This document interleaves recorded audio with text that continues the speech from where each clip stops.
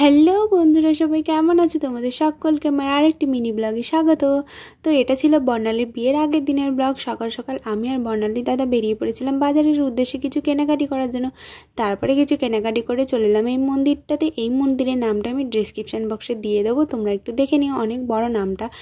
এটা ছিল পাঞ্জাবিদের মন্দির। তো তারপরে আমরা চলে এলাম নেতাই ধুবুনি ঘাট, যেই ঘাটে বেহুলা লক্ষিন্দরকে স্বর্গে নিয়ে গেছিল সুস্থ করার জন্য। সেই ঘাটটা আসামে আছে, তো সেটাই দেখতে এলাম। এটা এখন ঘাট কম, পার্ক বেশি হয়ে গেছে, মানে এখানে বুঝতেই পারছো ছেলে মেয়েদের আনাগোনাটা একটু বেশি হয়ে গেছে। যাই হোক, তারপরে আমি একটু ভিডিও করছিলাম, একটু ঘোরাঘুরি করলাম, আর এত হাওয়া চলছিল যে কি বলবো, আমার চুল জামা কাপড় সব উড়ে যাচ্ছিলো।